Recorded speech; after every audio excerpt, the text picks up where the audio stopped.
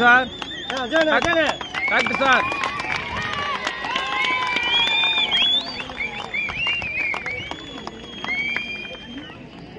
அம்மாவுடைய சில நல்ல திட்டங்களை மட்டும் இங்கே சொல்ல விரும்புகிறேன். அம்மா குழந்தை காப்பகம், தொட்டில் குழந்தை, இருசக்கர வாகனம். இப்போது இந்த ஆட்சியில் இருசக்கர வாகனம் நிறுத்தப்பட்டது. கொடிமங்குளம் கருப்பணன் அவர்களே, கருப்பு அவர்களே, மகாராஜன் அவர்களே, தாராபுரம் கோவில் பாபாவுடைய கிளை செயலாளர்கள் மாணிக்கம், செல்லப்பாண்டி ஆகிய சகோதரர்களே, வரியதந்து சிறப்பித்திருக்கின்ற மாநகர் மாவட்ட வட்டக்கழக செயலாளர்கள் ஜெயக்குமார் அவர்களே, விஜயகுமார் அவர்களே, நாகேந்திரன் அவர்களே, தம்பி ஐயப்பன், மாமன்ற உறுப்பினர் தம்பி மாரிமுத்து அவர்களே, பார்க்க வந்திருக்கா. இந்த பார்க்கிற வாய்ப்பு கிடைத்திருக்கு. ரொம்ப நாளாச்சு இல்ல இந்த பள்ளிக்கூடத்துக்கு வந்து அடிக்கல் நாட்டும் போது நானே என்னுடைய துணைவியார் வந்தோம். வந்தமா இல்லையா? நம்ம ஊருக்கு தண்ணீரவு பெறுகிற வகையில் என்னுடைய இந்த சட்டமன்ற 13 ஆண்டு கால வரலாற்றில் கோவில் பாப்பாகுடி தண்ணீரவு பெறுகின்ற அளவுக்கு என்னுடைய பணி அமைந்திருக்கு என்பதை ஆணித்தரமாக உங்களுடைய கடமைப்பட்டிருக்கிறேன். எனக்கு வாழ்வளித்தவர் நீங்கள் தான். இந்த செல்லூர் ராஜு ஊருக்கும் என் உறவுக்கும் தெரிந்த இந்த செல்லூர் ராஜை உலகறிய செய்தவர்கள் இந்த கோவில் பாப்பாகுடி மக்கள், மேற்கு தொகுதி மக்கள். நன்றி உள்ளவனாக இருப்பேன், விசுவாசம் உள்ளவனாக இருப்பேன், உயிர் உள்ளவரை நான் இருப்பேன் என்பதை எங்க உங்களிடத்தில் பெருமையோடு தெரிவிச்சுக்கணும். உங்களை பார்க்கறதுல ரொம்ப சந்தோஷம். ரொம்ப பாசக்காரங்க நீங்க. எங்க அம்மா வடிவில், என்னுடைய சகோதரி வடிவில் இங்க எத்தனை பேர் எப்ப வந்தாலும் சரி சிரித்த முகத்தோடு புன்முறலோடு வரவேற்கிற அந்த இனிமையான காட்சி என் மனதை விட்டு என்றைக்கும் அகழ்ந்ததே கிடையாது. முன்னெல்லாம் அமைச்சரா இருக்கும்போது திட்டங்களை கொண்டு வந்து செயல்படுத்தவில்லை. அடிக்க ஒரு முறை வருவேன். இப்ப எங்கத்தான் வர்றது? இப்பதான் நம்மளை வாட்டி வதைக்கிற திமுக ஆட்சி அமர்ந்துச்சு. எந்த திட்டம் இல்ல. நம்ம தொகுதி மேம்பாட்டு நிதியில் இருந்தா திட்டங்களை நிறைவேற்ற வேண்டியிருக்கு. எனவே இன்றைக்கு இந்த பொதுக்கூட்டத்தை மிக சிறப்பான முறையில் 4 பொதுக்கூட்டங்களும் பார்த்தா ஏகப்பட்ட விளக்குகள், குழல் விளக்குகள் பாத்தீங்கன்னா ஒரு 2 கிலோமீட்டர் அளவுக்கு பார்த்தா வரிசையா விளக்குகள் இருக்கு. ஆச்சரியமாய் போச்சு. ஒரு மாநாட்டுக்கு போவதை போல என் அருமை தம்பி சரவணனும் சோழனை அவர்கள், செல்லப்பாண்டி மற்றும் கழக நிர்வாகிகள்லாம், கோவில் பாப்பாவுடைய நிர்வாகிகள் செய்திருக்கீங்க. அதுக்காக உங்களுக்கு நன்றி சரவணா, உங்களுக்கெல்லாம் நன்றி. ஒத்துழைப்பு செய்த அத்தனை பேருக்கும் நன்றி பாராட்ட கடமைப்பட்டிருக்கிறேன். இந்த நிகழ்ச்சிக்கு தலைமை ஏற்று சிறப்பாக நடத்தி கொண்டிருக்கிறேன் ஐயா காலை போஸ் அவர்களே, ஆனந்த் அவர்களே, தவம் அவர்களே, பாபு அவர்களே, ஜெயக்குமார், குமார், தவசி, பச்சிராஜன், அழகுமலை ராஜன் சொல்லிக்கிறேன். அதாவது ஜீவா நகர் 1வது மற்றும் 2வது தெருவில் 8 லட்சம் ரூபாய்க்கு வடிகால் மற்றும் சிமெண்ட் சாலை அமைத்து கொடுத்திருக்கோம். நம்ம கோவில் பாப்பாவுடைய மட்டும் வேற எதுவும் நினைச்சுக்கிறாங்க. அதே 2012-13 கோவில் பாப்பாவுடைய அங்கன்வாடி மையம் 5 லட்சம் ரூபாய். இதெல்லாம் நம்ம தொகுதி மேம்பாட்டு. சிக்கந்தர் சாவடியில் வகுப்பறை, பள்ளிக்கூடத்துக்கு வகுப்பறை கட்டி கொடுத்தது 7 லட்சம் ரூபாய். சத்யா நகர்ல 1 இருந்து 3 தெரு வரைக்கும் சாக்கடை மற்றும் தார் சாலை 19 லட்சம் ரூபாய் அமைத்து கொடுத்திருக்கோம். பிஆர்சி நகர தார் சாலை 6 லட்சம் ரூபாயில. சிக்கந்தர் சாவடி மந்தையம் கோவில் முன்பு சிமெண்ட் ரோடு போட்டு கொடுத்திருக்கோம். இதுக்கு 7.5 லட்சம் ரூபாய், 7.25 லட்சம். அதே மாதிரி எஸ்விடி நகர் சமுதாய கூடம் 25 லட்சம் ரூபாய் கட்டி கொடுத்திருக்கோம். கோவில் பாப்பாவுடைய சமுதாய கூடம், மணமகன் மணமகள் அறை உட்பட பாத்தீங்கன்னா வேலை நடந்துகிட்டு இருக்கு. 12 லட்சம் ரூபாய்க்கு 12 லட்சம் ரூபாய்க்கு செஞ்சு கொடுத்துருக்கோம். திருமலை நகர்ல வடிகாலில் 15 லட்சம். கோவில் பாப்பாவுடைய மந்தை இங்கே இந்த நம்ம இடத்துல இருக்கும் இல்லையா, இதுக்கு எல்லாமே எஸ்டிமேட் எல்லாம் போடாச்சு, ரூபாய் ஒதுக்காச்சு. 15 லட்சம் ரூபாயில நிதி ஒதுக்கிருக்கோம். அடுத்த தடவை வரும்போது நீங்க இந்த தலையிலே உட்கார வேண்டாம், பேர் பிளாக் கல்ல உட்கார்ந்துக்கலாம், நல்லா ஜெலுஜெலுன்னு இருக்கும். இந்த மாதிரி வேலை நடந்துகிட்டு இருக்கு என்பதை முதல்ல தெரிஞ்சுங்க. ஒரு சாம்பிளுக்காக மற்றெல்லாம் நிறைய செஞ்சிருக்கோம். இதெல்லாம் சொல்லணும்னா ரொம்ப நேரம் ஆயிரும். அம்மாவுடைய பெருமைய அருமை பெருமையை எழுதுகிற சமுதாயம் அவங்களுக்கு 2 மணி நேரமாக ஓய்வு கொடுக்கணுன்றக்காக தான் நான் இந்த திட்டத்தை கொண்டு வந்தேன்னு சொல்லி அம்மா சொல்லுவாங்க. அந்த விலையில்லா மிக்சி கிரைண்டர் மின்விசிறி இது பாத்தீங்கன்னா அனைத்து குடும்ப அட்டைகளுக்கும் கொடுத்தாங்களா கொடுக்கலையா? குடும்ப அட்டையில கொடுத்தா ஏத்தா வாங்கினீங்களா வாங்கலையா? இதெல்லாம் எப்படி இருக்கீங்க? அதாப்பா உங்களுக்கு இப்ப 1000 ரூபாய் பார்த்தா 2,20,00,000 பேருக்கு கொடுக்க வேண்டிய இந்த 1000 ரூபாய் இன்னைக்கு என்னாச்சு? இந்த ஆட்சியில 1,15,00,000 பேர் சொல்றாங்க. ஆனா 1,15,00,000 பேர் கொடுக்கறாங்களான்னு தெரியாது. இந்த 1000 ரூபாய் யாராவது வாங்குறீங்க சொல்லுங்க? யாருக்குமே வரல. ஆனா அம்மா கொடுத்தது அனைவருக்கும் கொடுத்தாங்க. அதே நம்ம எடப்பாடியா பொங்கல் பரிசுக்கு அனைவருக்குமே 2,500 கொடுத்தாரா கொடுக்கலையா? ஏதா கொடுத்தாரு கொடுக்கல. என்னங்கப்பா இப்படி பேசாம இருக்கீங்க? என்ன இப்படி பேச வாங்கிட்டு அப்புறம் பேசாம இருந்தா என்ன அர்த்தம்?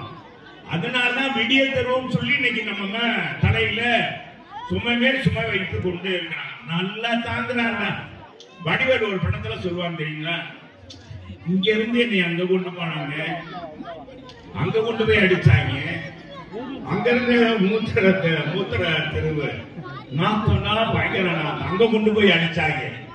கடைசியா ஒருத்தர் சொன்னா எவ்வளவு அடிச்சாலும் நல்லா தாங்குறாங்க, எவ்வளவு அடிச்சாலும் நல்லா தாங்குறான்னு சொன்னா அது எனக்கு ரொம்ப பிடிச்சது. நம்ம வடிவேல் வையை போய் சொல்லுவார். சொல்றாரா அண்ணா? பாத்துருக்கீங்களா பாக்கலையா? பாத்தீங்க. அது மாதிரி இந்த ஸ்டாலின் ஆட்சி வந்ததுல இருந்து நமக்கு பாத்தீங்கன்னா எல்லா விலைவாசி ஏறி போச்சு. அரிசி விலையில இருந்து சமையல் பொருள்ல இருந்து அனைத்து விலையும் ஏறி போச்சு. சரி கொத்தனார் வேலை பார்க்கலாம்டா அம்மா கொடுத்த தம்பையா அம்மா சிமெண்ட்ல இருந்து நம்ம காலத்துல வித்தரை காட்டலாம். இன்னைக்கு 30-40% கூட போயிடுச்சு. கட்டுமான பொருட்கள் அனைத்துமே சிமெண்ட் விலை கூடிருச்சு, மணல் விலை கூடிருச்சு, ஜல்லி விலை கூடிருச்சு. என்னைக்கு சண்டால போய் தம்பிவேன் விளையாட்டு மந்திரி நம்ம உதயநிதி என்னைக்கு செங்கலை தூக்கி காமிச்சார அந்த செங்கலும் கூடி போச்சு, விலையும் கூடி போச்சு. இப்படி எல்லா பொருளும் அனைத்து பொருளும் ஏறி போச்சு. சரி, நம்ம முதியோர் பென்ஷன் அம்மா என்ன செஞ்சாங்க? 500 ரூபாய் 1000 ரூபாய் உயர்த்தி கொடுத்தாங்களா இல்லையா? வாங்கினீங்களா இல்லையா? 1000 ரூபாய் உயர்த்தி கொடுத்தாங்க.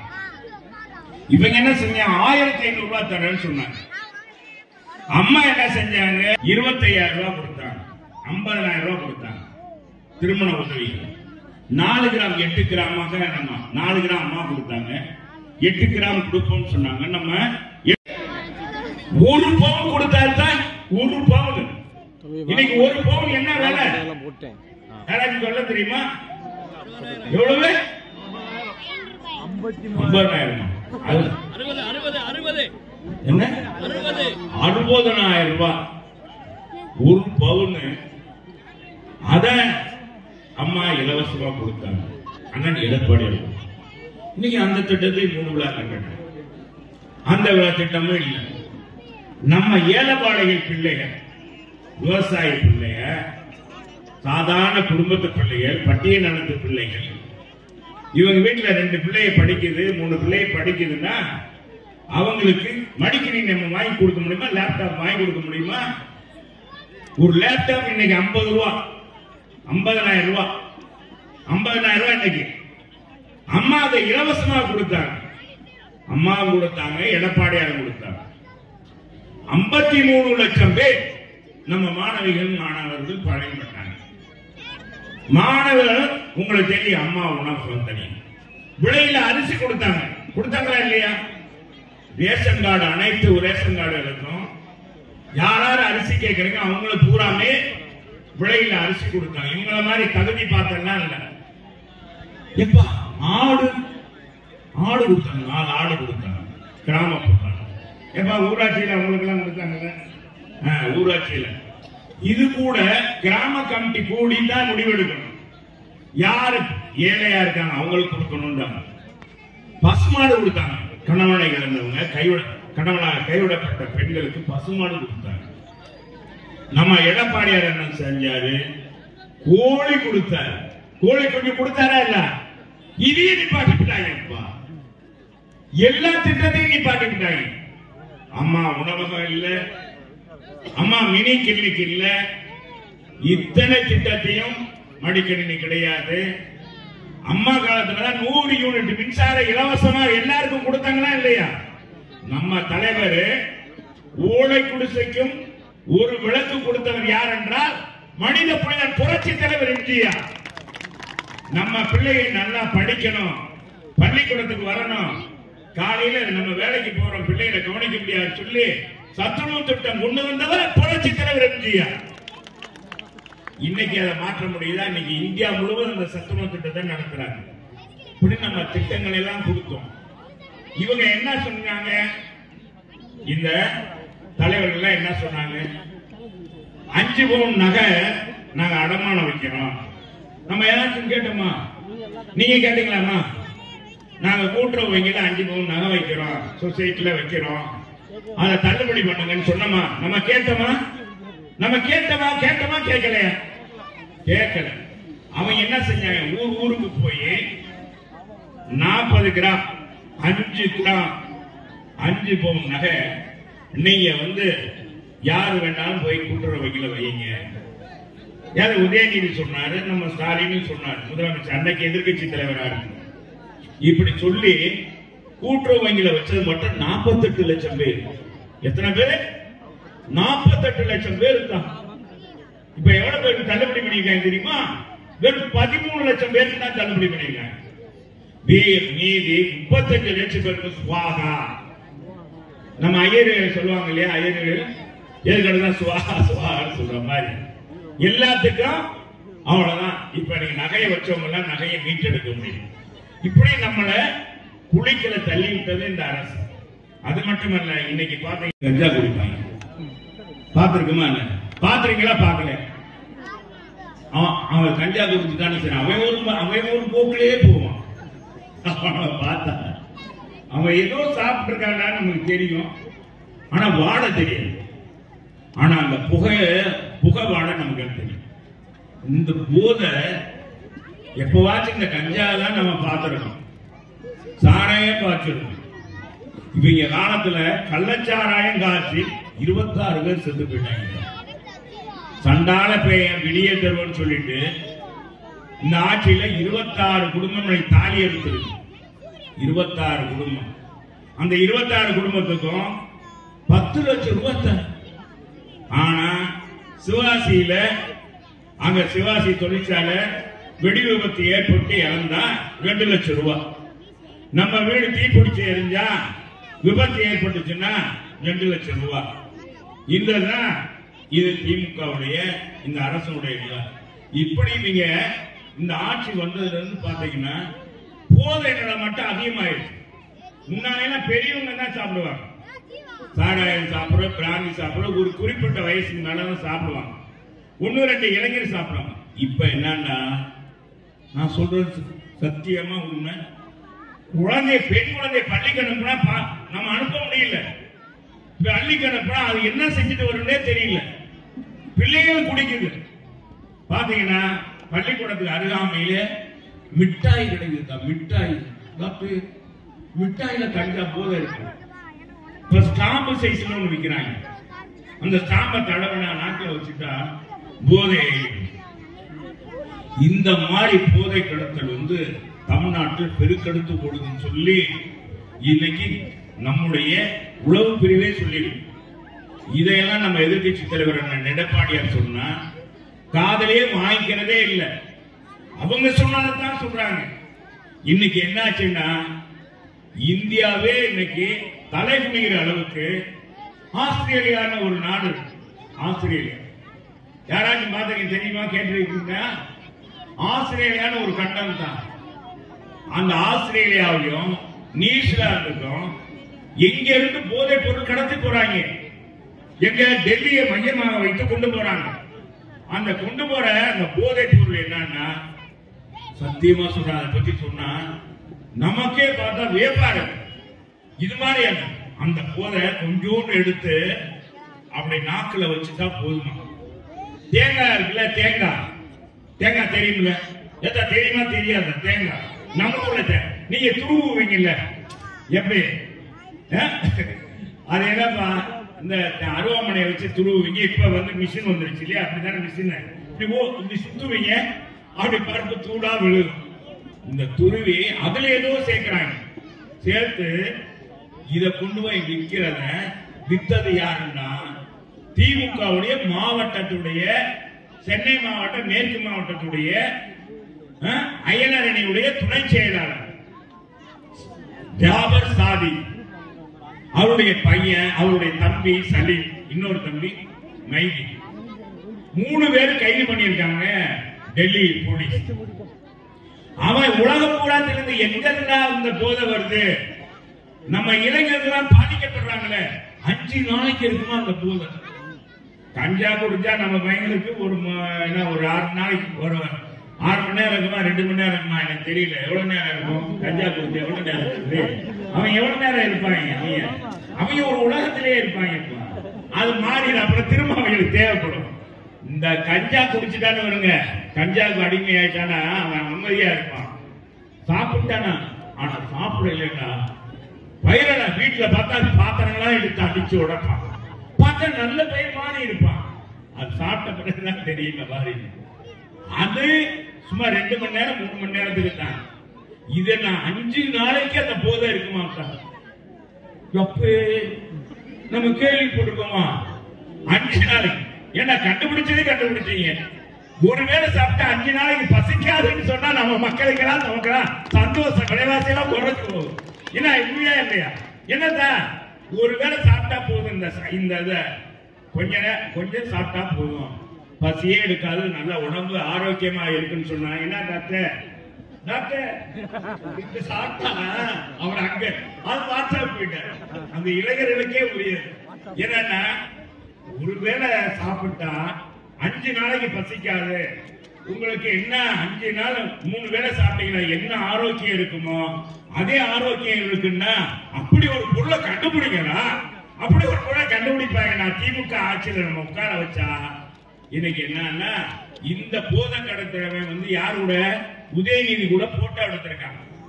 நம்ம முதலமைச்சர், நம்முடைய தமிழ்நாட்டுடைய காவல்துறை தலைவர், அவர் தான் தமிழ்நாட்டில் இருக்க அத்தனை காவல்துறை இருக்காங்க, காவல்துறை அதிகாரிகள், காவல்துறை தம்பி போலீஸ் எல்லாம் இருந்தாங்க. இவங்களுக்கு யாருன்னா அவர் தான் தலைவர் தான். குறிப்பா சொன்னா நமக்கு அம்மா தலைவர் இருந்தாங்க இல்லையா, நமக்கு அம்மா தலைவரா இருந்தாங்க, புரட்சி தலைவர் இருந்தாரு, இப்ப எடப்பாடியார் இருக்காரு போல. இந்த போலீஸ் துறைக்கே காவல்துறை அதிகாரிகள் சங்கர் ஜுவார், அவர் கூட ஒரு நிகழ்ச்சியில கலந்து பரிசு வாங்கியிருக்காரு. யாரு? இந்த சாபர் சாதி. எப்படி அவர் நெட்வொர்க் வச்சிருக்காங்க. இப்படி போதைப் பொருள் கடத்தி இன்னைக்கு இந்திய நாடு தலைகுனிகிற அளவுக்கு உலக நாடுகள்ல ஆஸ்திரேலியா மற்ற நாடுகள்லாம் எங்க இருந்து வருது இந்த மாதிரி போதைப் பொருள் தாக்கும் போது இந்தியாவில இருந்து வருது, டெல்லியில இருந்து வருது. இது யாரு கடத்தினா? தமிழர் கடத்திருக்கான். இதுக்கு மூளையாக செயல்பட்ட சாபர் சாதிக்குன்னு சொன்னாங்கன்னா எவ்வளவு தலைகுனிவு நமக்கு வகையில் நம்ம எல்லாம் ஓட்டு போடணும். போடுவீங்களா? யாராவது போடுவீங்க? கை தூக்குங்க. நம்ம சின்னம் ரெட்டை. இத வச்சுக்கிட்டு நம்முடைய செல்வாக்கை தெரிஞ்சுக்கிட்டு இன்னைக்கு பாரத பிரதமர் மோடிஜி வந்தார். 2 நாள் தமிழ்நாட்டில் இருக்கார். பாத்தீங்களா? நேற்று பல்லடத்துல கூட்டத்தில் பேசுறாரு. அவர் என்ன பேசுறாருன்னா, சிறந்த நிர்வாகம் கொடுத்த ஒரு புரட்சி தலைவர் எம்ஜிஆர், நிறைய திட்டங்களை கொடுத்தவர். அதனால ஏழை மக்கள் அவரை இன்னும் கடவுளாக பூஜிக்கிறாங்க, நினைச்சுக்கிட்டு இருக்காங்க. அவர் புகழ் அளிக்கவே முடியாது. அதே மாதிரி அவருடைய வழியில ஆட்சி செய்த அம்மாவை பற்றி சொல்றார். அம்மா அவர்களும் அவருடைய ஆட்சி காலத்துல அவர் 16 ஆண்டு காலம் தமிழகத்தில் ஆண்டார். அம்மா தலைவர் 11 ஆண்டுகள் ஆண்டார். நீங்க எல்லாம் தாய்மாரா இருக்கிறீங்க. உங்க எல்லாருக்கும் பிடிச்சது அம்மா ரொம்ப பிடிக்கும்ல. நம்மளுடைய அம்மா புரட்சி தலைவி அம்மாவை உங்க அத்தனை பேருக்கு பிடிக்கும். பாருங்க, எல்லாரும் 2 வாரம் ரெட்டை இலையை காமிக்கிறீங்க. அமைச்சது இந்த தொகுதியில் எம்எல்ஏ வந்துகிட்டே இருக்கிறாரு. அடுத்த முறையும் இங்க அவர் தான் எம்எல்ஏவா வருவாரு, அமைச்சரா வருவார். இது உறுதியாக நாளுக்காக நியூஸ் 7 டிவியில ஒரு பேட்டி கேட்டாங்க, ஒரு இன்டர்வியூ. அப்ப கேட்கும் பொழுதுதான் அம்மான்ற பெயர் எப்படி வந்ததுன்னு கேட்கும் பொழுது, அம்மால ஆனா தமிழோட உயிர் எழுத்து, இம்மு மெய் எழுத்து, மானா உயிர்மை எழுத்து. அப்ப ஒட்டுமொத்தமாக தமிழ் எல்லாம் சேர்ந்த ஒரு பெயர் தான் அம்மா. அம்மாவே ஒரு நிகழ்வுகள் சொல்லி இருக்கிறாங்க, எனக்கு என்னோட சொந்த பேரே மறந்து போயிருச்சு, மக்கள் என்னைய பாசமா கூப்பிடக்கூடிய அந்த அம்மான்ற பெயர் மட்டும்தான் எனக்கு ஞாபகம் இருக்குன்னு சொல்லி இருக்கிறாங்க. அந்த அளவுக்கு நம்மளுடைய அன்பை எல்லாம் பெற்றவராக 6 முறை இந்த தமிழகத்தை ஆண்ட அம்மா சிறும் சிறப்பமாக செய்தார்கள். அது அவங்க குறிப்பாக ஒரு பெண்ணா இருந்தனால, பெண்களோட கஷ்டத்தெல்லாம் தெரிஞ்சனால பெண்களுக்கான திட்டங்கள் எத்தனையோ திட்டங்களே தெரியும். பாத்தீங்கன்னா பல இடங்கள்ல 2வது குழந்தை பொம்பளை பிள்ளை ஆயிடுச்சுன்னா அதை அழிக்கக்கூடிய ஒரு சூழல் இருந்தது, நம்ம ஊர் பக்கத்துல எல்லாம் இருந்தது. அப்ப தொட்டில் குழந்தை திட்டம் கொண்டு அந்த குழந்தைகளை காப்பாற்றினாங்க, ஒரு தாயா இருந்தாங்க. அப்ப கட்டிட்டு தாலி கட்டுறத பார்த்த உடனே தங்கம் அறிவிச்சாங்க. திருமணத்துக்கு அப்புறம் அடுத்து அதுன்னு பெரிய பிள்ளையா வரும்போது சைக்கிள் கொடுக்குறாங்க. காலேஜ் போகும்போது பாத்தீங்கன்னா மடிக்கணினி திட்டம் கொடுக்குறாங்க. வேலைக்கு அடுத்து போகையில பார்த்தோம்னா இப்ப ஏற்கனவே பேசும்போது பேச்சாளர் அண்ணன் அழகு சொன்னாரு, வாகனம் கொடுத்தாங்க, 2 வீலர் வாகனம் மானிய விலையில வாகனம் கொடுத்தாங்க. இப்படி பெண்களுக்காக எத்தனையோ திட்டங்களை சிந்திச்சு அவங்க செயல்படுத்தினாங்க. இந்த மாதிரி கிராமப்புறங்களுக்கு வரும்பொழுது பாத்தீங்கன்னா ஆடு மாடெல்லாம் கொடுத்தாங்க, அவங்க வாழ்வாதாரத்தை உயர்த்துறதுக்கு. இப்படி பல வகை திட்டங்களை ஒரு தொலைநோக்கு பார்வையோட செயல்படுத்தியவங்க அம்மா. அதனாலதான் எல்லாரும் அவங்கள பாசமா அம்மா அம்மான்னு எல்லாரும் நம்ம கூப்பிடுறோம். அத்தகைய ஒரு சிறந்த ஒரு தாய் அவர்களுடைய பிறந்த நாளை கொண்டாடக்கூடிய இந்த நாள்ல அவங்களுக்கு நம்ம என்ன கைமாறு பண்ணலாம், அவங்களுக்கு என்ன பிரதிபலனா என்ன செய்யலாம், நமக்கு அவங்க காமிச்ச அந்த பாசத்துக்கு, இந்த தமிழ்நாட்டை சிறப்பா அவங்க ஆட்சி பண்ணதுக்கு நம்ம என்ன செய்யலாம், நமக்கெல்லாம் அதுக்கான ஒரு பங்கு இருக்குல்ல, செய்யணும்ல அவங்களுக்கு. அப்ப அடுத்து வரக்கூடிய எந்த தேர்தலா இருந்தாலும் சரி, இன்னும் 2 மாசத்துல நாடாளுமன்ற தேர்தல் வரப்போகுது, அப்புறம் அடுத்த 2 வருஷத்துல சட்டமன்ற தேர்தல் வரும். எந்த தேர்தல் வந்தாலும் நீங்க வாக்குச்சாவடிக்கு போய் யாருக்கு ஓட்டு போடுவீங்க? ரெட்டை இலை, புரட்சி தலைவர் கண்டுபிடிச்ச அந்த சின்னம், அவருடைய சின்னம் ரெட்டை இலைக்கு போடுவீங்க. அம்மா வளர்ந்து எடுத்த சின்னம், 1.5 கோடி தொண்டர்களாக இந்த இயக்கத்தை வளர்த்து தமிழகத்தை கட்டி காத்து அவங்களோட சின்னம் ரெட்டை இலைக்கு போடுவீங்க. கழகத்தினுடைய புரட்சி தமிழர் எடப்பாடியார் அம்மா மறைவுக்கு பிறகு இயக்கத்தை கட்டி காத்தவர். கொரோனா காலத்துல நம்ம எல்லாம் இன்னைக்கு உயிரோட இருக்கிறோம்னா புரட்சி ஐயா எடப்பாடியார்னாலதான் இன்னைக்கு நம்ம உயிரோட நடமாடிக்கிட்டு இருக்கிறோம். அப்ப அவருடைய சின்னம் ரெட்டை இலைக்கு தான் நம்ம ஓட்டு போடுவோம். அப்புறம் நம்ம தொகுதியை ஞாபகம் வச்சுக்கொள்வீங்க, மேற்கு தொகுதியை நம்ம அமைச்சருடைய சின்னம் ரெட்டை இலை. அவங்க யாரெல்லாம் கை காமிக்கிறாங்களோ அந்த வேட்பாளருக்கெல்லாம் நம்ம ஓட்டு. இதைத்தான் நீங்க எல்லாரும் மனசுல வச்சுக்கிறணும். பிறந்த நாள்ல அம்மாவுக்கு நம்ம என்ன பரிசு, நம்மளுக்கு இத்தனை பரிசு கொடுத்து அம்மாவுக்கு நம்ம தரப்போற பரிசு என்ன? ரெட்டை இலையில வாக்களித்து மீண்டும் அதிமுக எடப்பாடியார் அவர்கள் தலைமையில் ஆட்சி அமைக்கணும்.